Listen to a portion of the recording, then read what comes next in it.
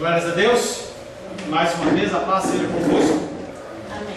Quero cumprimentar você que dispôs o seu tempo para estar aqui na casa do Senhor, ouvindo a palavra de Deus. Estamos tratando, nesse segundo período, sobre o ser de Deus.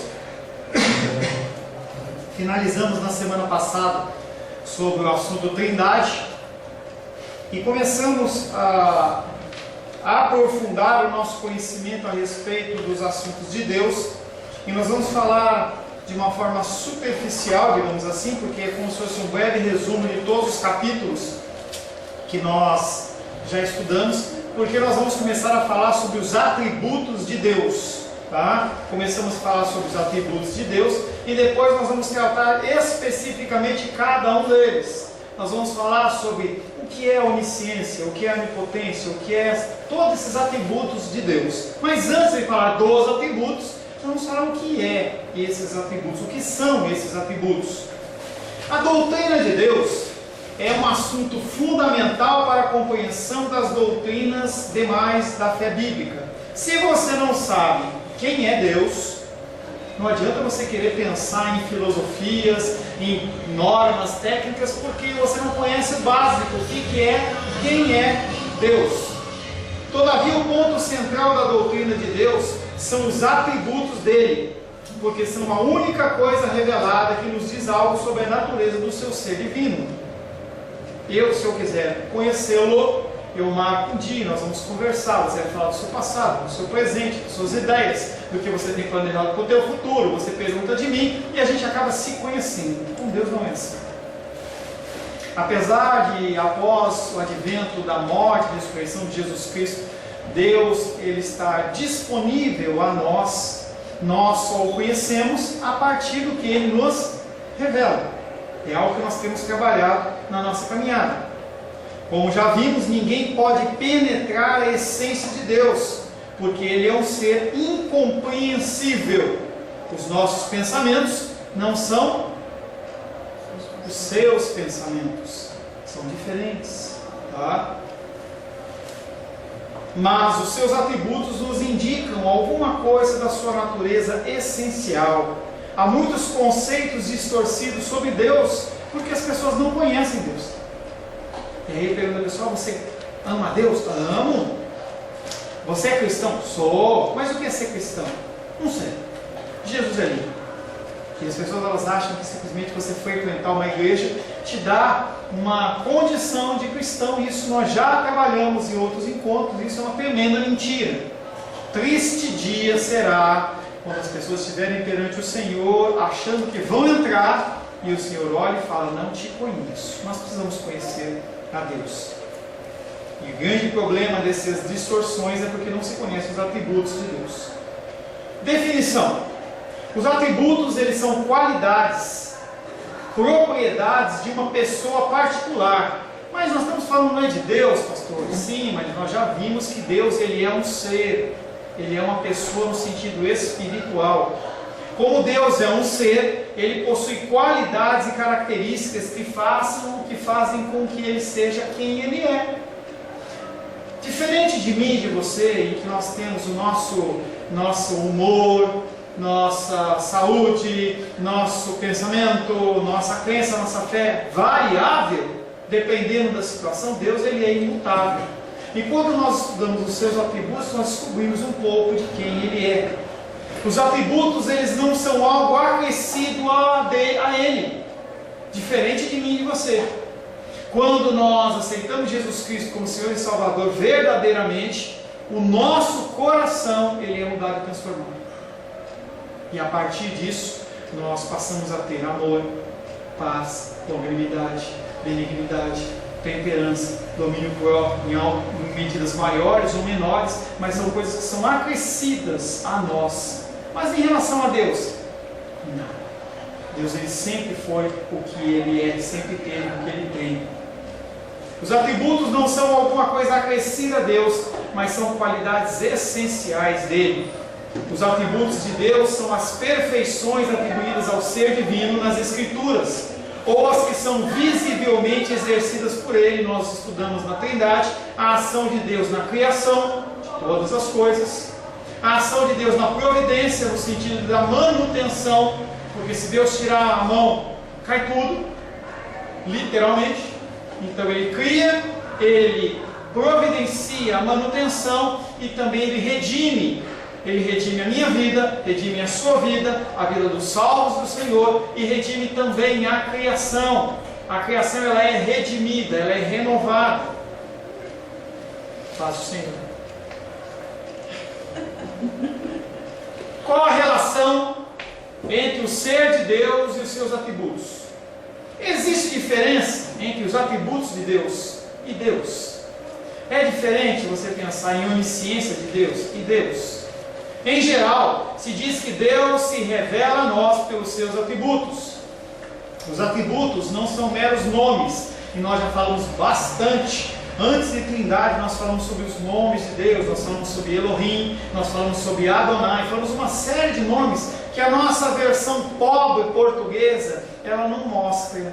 E aí a gente acha que tudo é Deus, Deus, Deus, e em cada situação Ele se mostra como Deus de paz, Ele se mostra como Deus guerreiro, como um Deus Senhor, como um Deus Salvador. Cada nome tem uma atribuição dele, nós já vimos isso.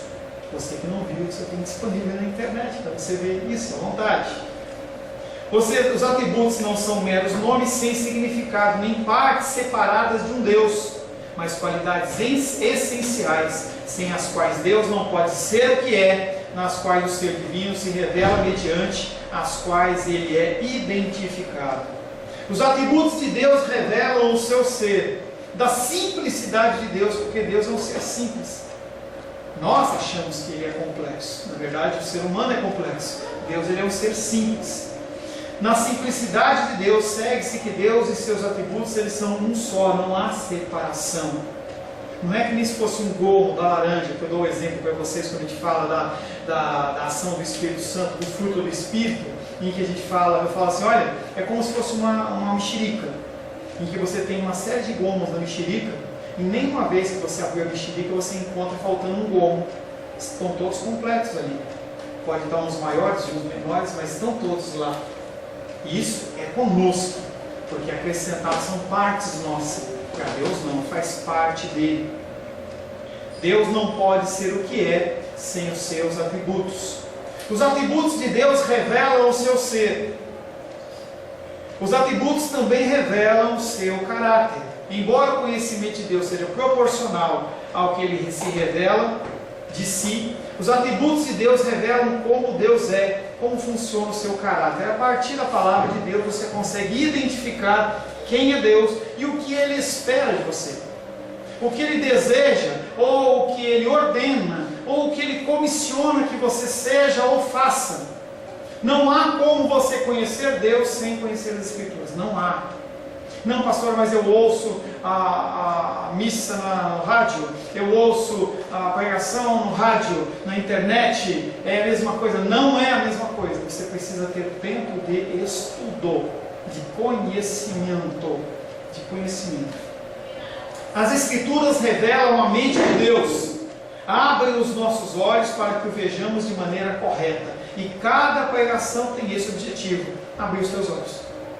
Talvez até hoje, ou nesse período, você não tivesse pensado na sua obrigação, porque não é um favor, mas é uma obrigação, sua obrigação de orar, por exemplo, pela Síria. É uma obrigação minha e sua. O Senhor, Ele nos dá a vida para que nós possamos agir em prol do outro. Os dons do Espírito Santo na igreja têm em prol do outro. Já falei para vocês que a manifestação do amor, da paz, da unanimidade, da benignidade é em relação ao outro e não em relação a mim. Ah, que pastor, a palavra de Deus diz que eu tenho que amar a Deus sobre todas as coisas e o próximo como a mim mesmo. Eu tenho que me amar demais. Não, não precisa, você já se ama demais. Você não precisa se amar mais, você já se ama demais. Você tem que começar a amar o outro da mesma maneira que você se ama. As Escrituras revelam a mente de Deus, abrem os nossos olhos para que o vejamos de maneira correta.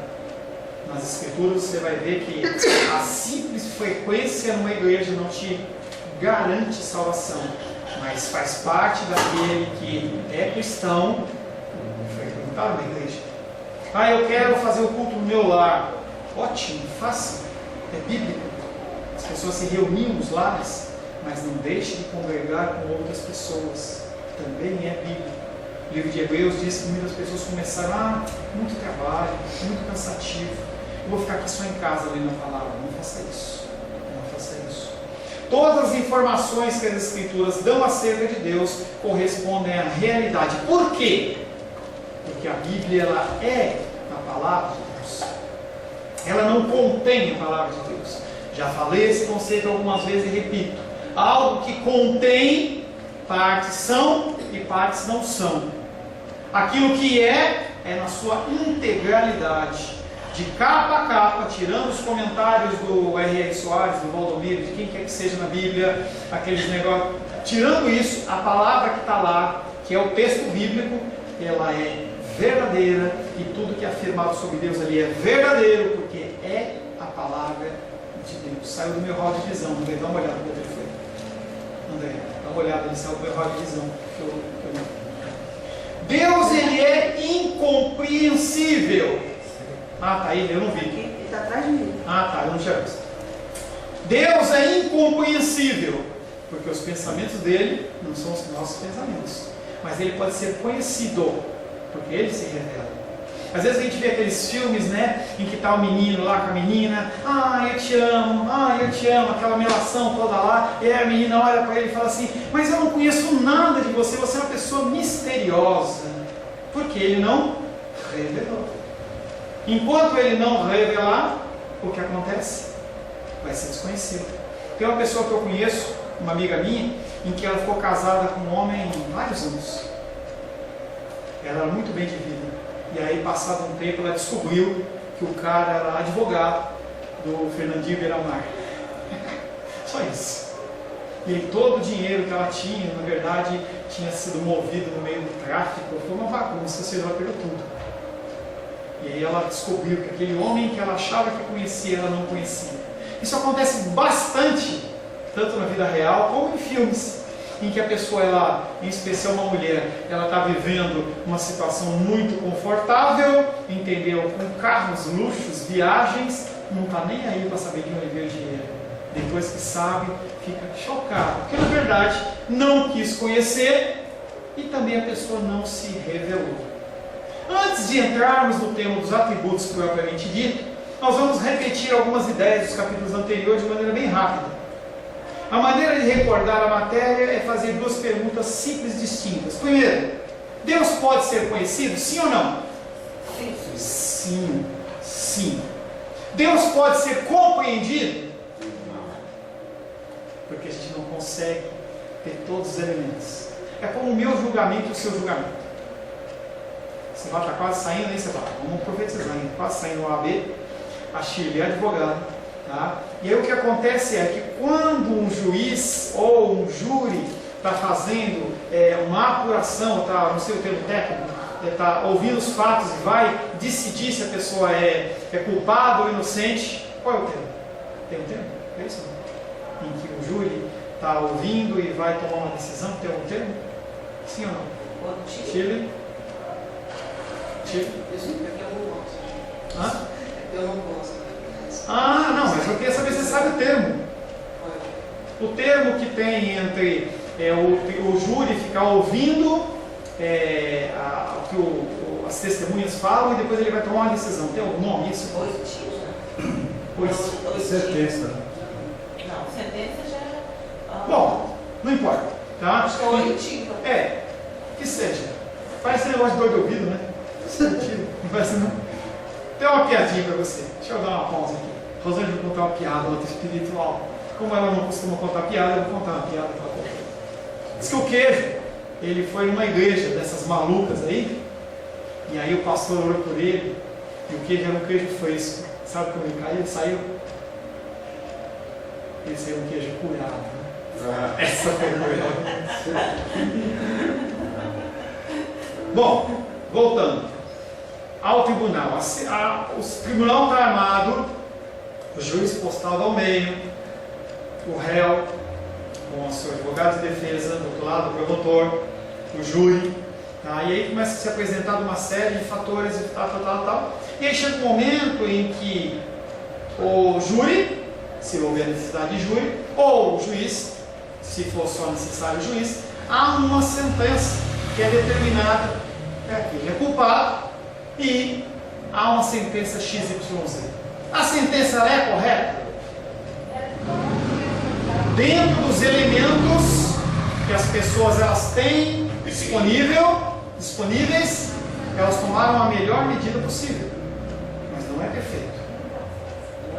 Em relação à compreensão de Deus é a mesma coisa. Nós temos aqueles elementos que Deus nos fornece e nós podemos ter um vislumbre do que Deus é, mas não uma certeza de como Ele é. Tanto que não se apresenta a Deus com o rosto, ninguém tem rosto de Deus, não tem forma, e Ele exorta na palavra dele, falando assim: não cria, a quem me comparareis? Então Deus ele pode ser conhecido sim, Ele pode ser compreendido não. 3 perguntas normalmente são feitas: quem é Deus? Qual a natureza da sua constituição? Do que é feito Deus? O que faz Deus ser o que Ele é? A resposta a essas perguntas requer uma compreensão exaustiva do ser de Deus. O que é uma compreensão exaustiva? Total. Exaustivo não é de cansar. Uma vez eu falei com uma pessoa: não dá para você ter um conhecimento exaustivo. Ah, não é exaustivo, ele é gostoso. Não é exaustivo de cansativo. Exaustivo de você conseguir entender total e completamente. Não existe essa possibilidade. A resposta a essas perguntas requer uma compreensão exaustiva de Deus que jamais nós vamos ter. O finito, eu e você não podemos compreender o infinito. Jó 11:7. Sebastião, por gentileza. Jó, capítulo 11, verso 7.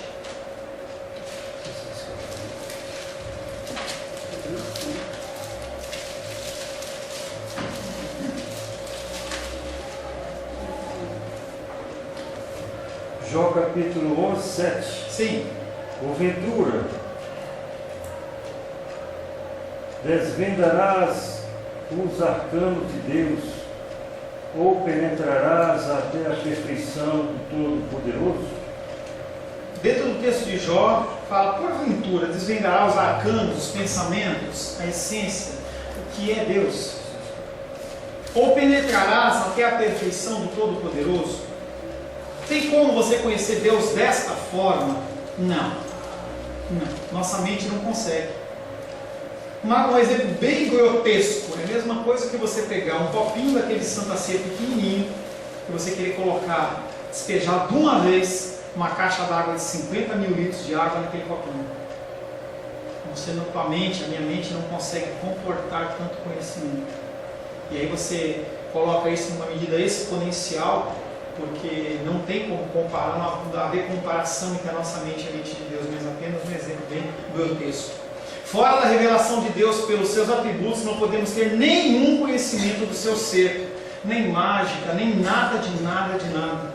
Não podemos compreender a Deus porque a natureza dele é diferente da minha e da sua. 1 João capítulo 5, verso 20. Está de Bíblia, Chico? Sabe de cabeça? Não. André, por gentileza, dá para ler? 1 João capítulo 5, verso 20. Ele não sabe de cabeça, né? 5:20. Ele nos diz assim: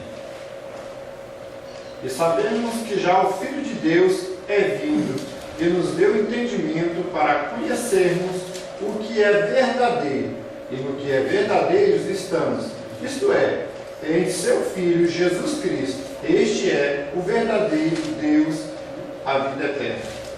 Na minha versão, também sabemos que o Filho de Deus é vindo e nos tem dado entendimento para reconhecermos o verdadeiro, discernimento espiritual para você saber o que é verdadeiro e o que é mentira. E estamos no verdadeiro, em seu Filho, Jesus Cristo. Este é o verdadeiro Deus e a vida eterna. Se você quer conhecer Deus, a única forma, o único meio é através da figura divina de Jesus Cristo. Jesus Cristo ele veio para ser revelação do Pai. Por isso que ele fala para os caras: olha, eu estou indo. Aí o apóstolo fala assim: ah, mas mostra-nos o Pai. Aí Jesus fala: Filipe, eu acho. Filipe, eu estou há tanto tempo com vocês ainda não conhecem o Pai. Aí ele fica...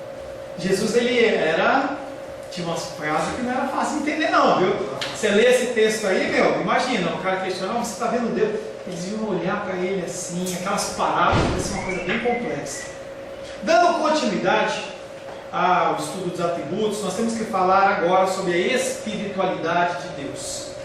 Deus, ele é um ser espiritual, ponto.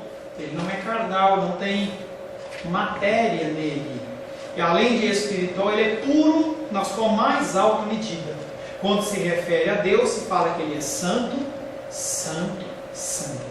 Santo, santo, santo, não é santo porque é santo do Pai, santo do Filho e santo do Espírito Santo. Não, ele está falando que é santo, santo, santo porque não há ninguém mais santo. Ele eleva o grau, o adjetivo de santidade ao terceiro grau de grandeza para falar não há ninguém mais santo que Deus. Além de espiritual, puro, santo, ele é infinito. Não há começo, não há fim. Não há tempo de começo, nem começo de tempo de fim. Não há tamanho, não há unidade de medida. Eu tenho 1,83. Não, Deus não tem como você medir em quilômetros, em anos-luz. Não tem como medir. Nesse sentido, Deus ele é ímpar. Não há a figura de Deus, e nós já tratamos de trindade. Quando eu falo Deus, é a figura unida de Deus Pai, Deus Filho e Deus Espírito Santo. Ele é ímpar, não há outro igual. Por isso que é tão aberração quando outras pessoas se curvam a outros deuses. Não há ninguém como ele. Ele é ímpar. Diferente, inclusive, dos anjos, que também são espíritos. No diálogo de Jesus com a mulher samaritana, há a afirmação do próprio Jesus sobre a natureza do seu Pai. João capítulo 4, verso 24. Glenda, por gentileza. João 4, 24. Como eu sei que você gosta do Evangelho de João, você vê para mim o Evangelho de João, capítulo 4, verso 24. Deus é Espírito, importa os que adorem, os adoradores. Ixi, de novo. Glenda, leia João 4, 24. E importa que seus adoradores o adorem em Espírito e em verdade. João 4, 24. Deus, ele é Espírito. E importa que os seus adoradores o adorem em Espírito. O que é adorar em Espírito? Adorar em Espírito é oferecer as coisas espirituais que Ele nos ordena, que Ele nos comissiona, que Ele pede para nós. Tem um texto bíblico que me foge a referência que fala assim: que jejum é importante para Deus? Será que é você ficar sem comer? Ou muito mais você manifestar o amor dele aos outros?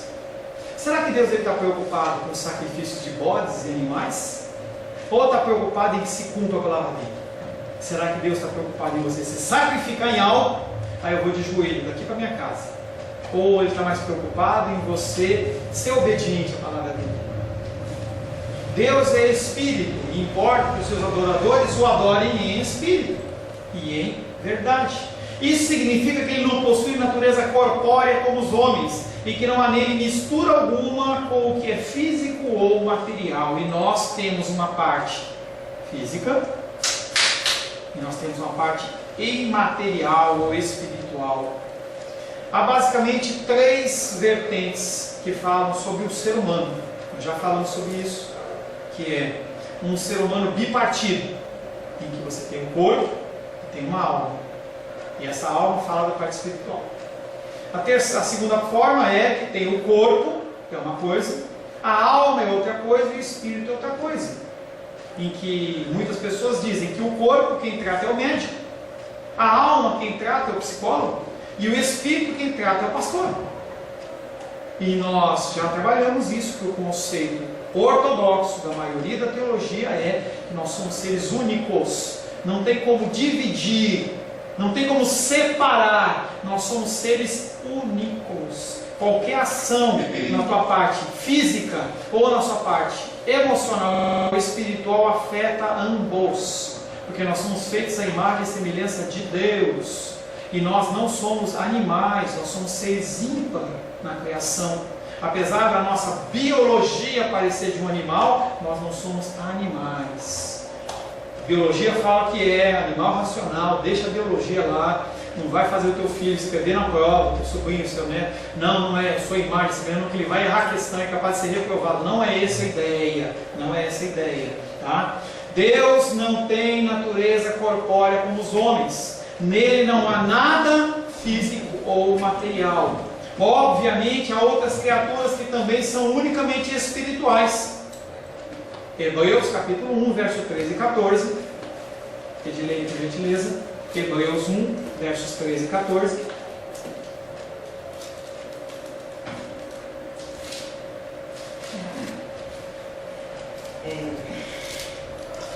Ora, a qual dos anjos jamais disse: assenta-te à minha direita, até que eu ponha os teus inimigos por estrado dos teus pés? Não são todos eles espíritos ministradores, enviados para o serviço a favor dos que hão de herdar a salvação? Um conceito que nós já trabalhamos, Hebreus capítulo 1, verso 13 e 14, lá no finzinho da Bíblia.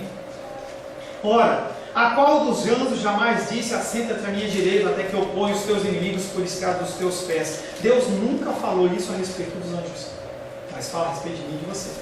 E é um conceito que a gente já trabalhou, que é o conceito de que nós somos superiores aos anjos, apesar de eles serem espirituais também.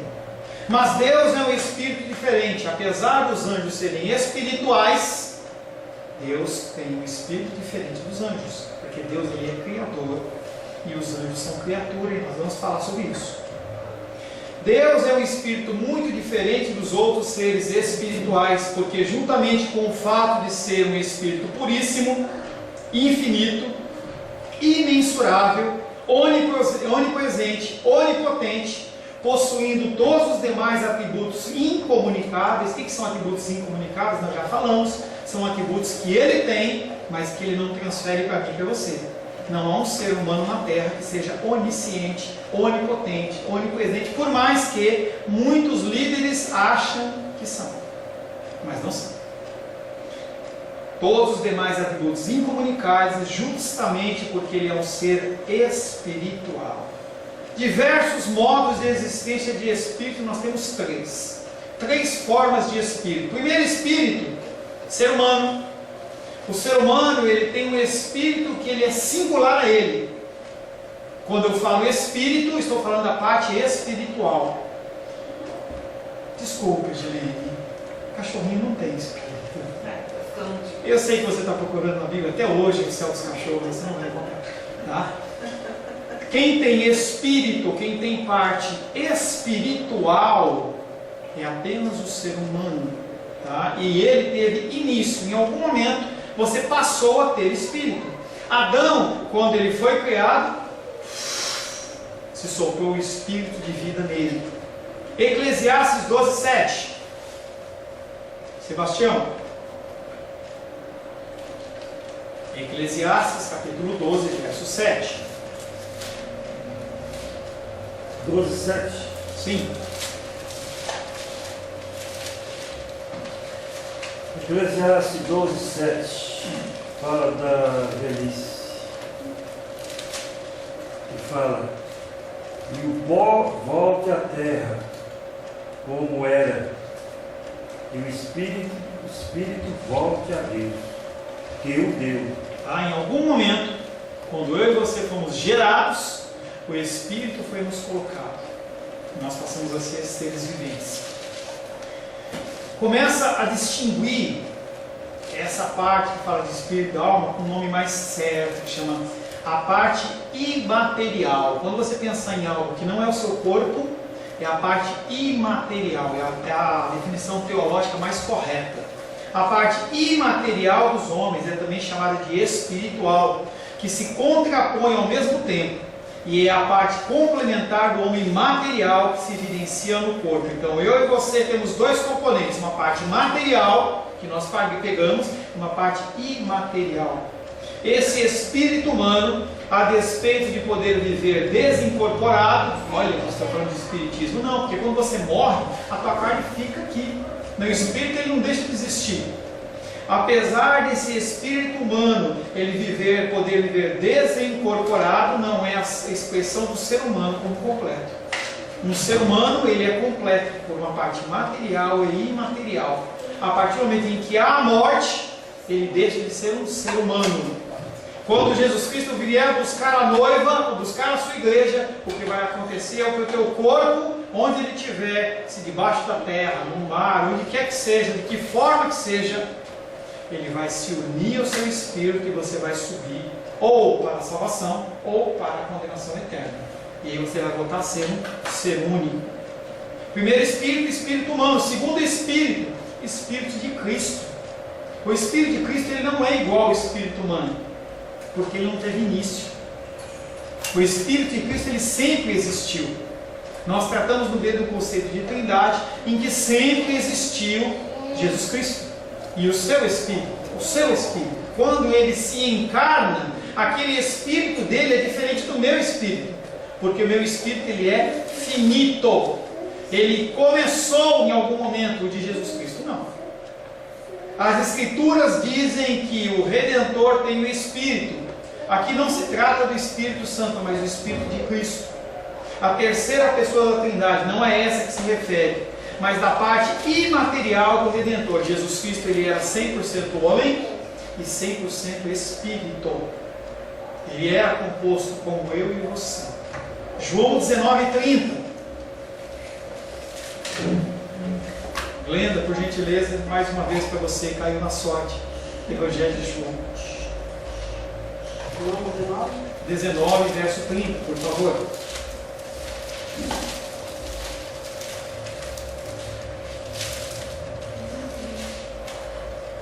Quando, pois, Jesus tomou o vinagre e disse: está consumado, e inclinando a cabeça, rendeu o Espírito. Ele entregou o seu Espírito. Naquele momento, ele está entregando o seu Espírito. Volto a dizer, como homem que ele era, Jesus possuía uma parte material e imaterial verdadeiramente humanos. Jesus Cristo não era puramente espiritual. Uma matéria que eu dou na faculdade chama Jesus Histórico, eu falo bastante sobre isso. Tem muitas pessoas que acham, até no Espiritismo, que pensam que Jesus Cristo ele é uma força. É uma força espiritual que esteve na Terra. Porque o conceito é que a Terra, o terreno, o material, ele é imundo. Isso é um conceito de filosofia, de grego, romano. O natural, ele é imundo. Então, Jesus Cristo, como Deus, ele nunca poderia ter sido encarnado. Então eles pensam em Jesus Cristo como uma força, e isso é mentira. Ele possuía todas as propriedades de um verdadeiro e completo ser humano, mesmo depois de ressuscitado. Lucas 24:39. A figura de Lucas 24:39 é a mesma figura minha e sua, depois que nós fomos resgatados pelo Senhor na sua volta. Veja as minhas mãos e os meus pés, que sou eu mesmo. Apalpai-me e verificai, porque o Espírito não são carne nem ossos, como vedes que eu tenho. Jesus aparece para os discípulos, os caras ficaram apavorados. Estavam orando, mas quando apareceu, eles ficaram apavorados. E aí Jesus fala assim: olha, pega aqui, você está vendo que eu morri e ressuscitei para cumprir a palavra. Não tem como eu ser só o Espírito desencarnado. Não, eu sou Jesus Cristo. Nós falamos do Espírito do homem, o Espírito de Jesus, e o terceiro que é, isso foi bom, né? O primeiro, o segundo e o terceiro, né? Os anjos, eles são Espírito. Qual a diferença do Espírito do anjo e do Espírito de Jesus? Os anjos também tiveram um início antes de mim, antes de você, mas algum início eles tiveram. Os anjos, mesmo os anjos caídos, eles são seres espirituais. Salmo 104:4.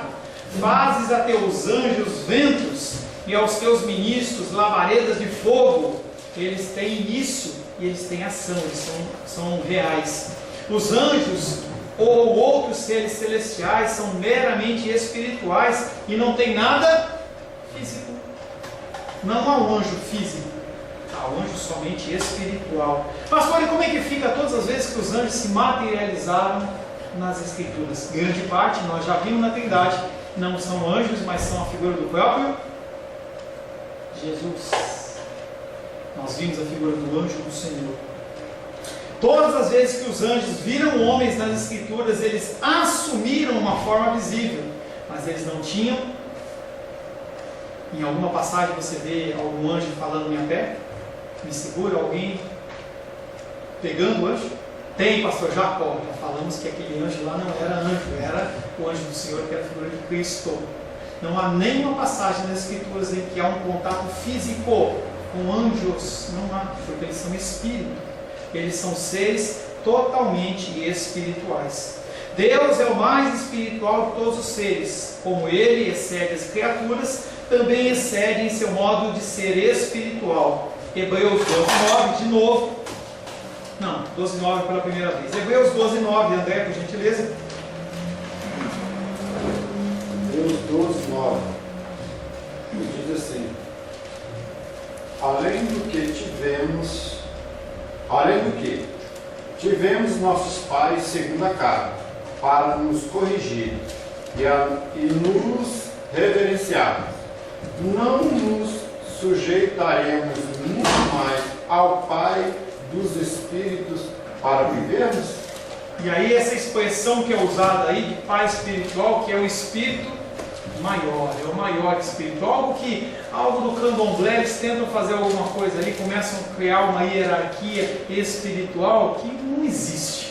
Na verdade, nós temos a figura de Deus Pai como Pai dos Espíritos, fazendo referência a anjos, sejam de Deus, sejam anjos caídos, e também nós que temos Espírito. Alguma pergunta? Eu não vou passar para o próximo tema. Pastor, no caso, quando fala sobre o fogo, né, no espaço, Como se fala o quê? aquela parte que fala do anjo, que aparece fogo, na realidade seria um fogo físico, mais etérico, né? Mais espiritual. Eu não entendi a sua pergunta. Foi falado salmo. Aquele versículo lá que fala de labaredas de fogo?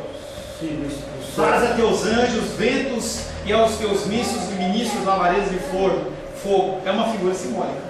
Tá? Entenda que toda vez, isso é importante, toda vez que você vê falar de fogo nas Escrituras, sempre está falando de juízo. Não é coisa boa. Fogo. O fogo ele vem para consumir. Então a pessoa fala assim, tem aquelas músicas lá, Senhor, derrama do teu fogo. É lógico que Deus está entendendo o que a pessoa está perguntando, está falando. Mas quando a pessoa pede fogo, ela está falando assim, Senhor, derrama sobre mim juízo. Porque o objetivo do fogo é consumir. Então essas ministros labaredas de fogo não é algo espiritual, que eles são mais espirituais, não. É uma função espiritual, uma figura simbólica que está sendo apresentada aqui. Cuidado com essa interpretação, Senhor, eu quero o teu fogo. E depois Deus manda o fogo, aí o cara fala, Senhor, dá um refrigério. Não, cuidado. Tá? A gente tem que saber o que nós falamos, temos que ser cada vez mais inteligentes e racionais em relação à sua palavra. Tá? Respeitem os nossos amigos pentecostais, que falam para derramar fogo e tal, não é para você fazer piada, nem dar risada, nem nada. Mas entenda que o fogo na Bíblia quer dizer juízo. Mais alguma pergunta? Dou-lhe uma. Duas. Senhor, em nome de Jesus, agradecemos a Ti por essa abertura que nós fizemos, breve abertura a respeito do estudo dos Teus atributos, Pai. Eu pessoalmente, Pai querido, estou ansioso por começar a conhecer um pouco mais dos Teus atributos, para que eu possa compreender mais um pouco do Senhor. É imperativo, Pai, que nós, na sociedade em que nós vivemos, no mundo em que nós vivemos, nós possamos, Pai, entender mais do Senhor. Nós não temos tempo para tomar decisões erradas, tempo a perder. E sabemos, Pai, que as instruções elas estão pautadas na Tua Palavra, mas apenas através do Teu Espírito Santo nós temos acesso a elas, Pai. Pedimos a Ti, Pai querido, que o Senhor nos abençoe. Em nome de Jesus. Amém.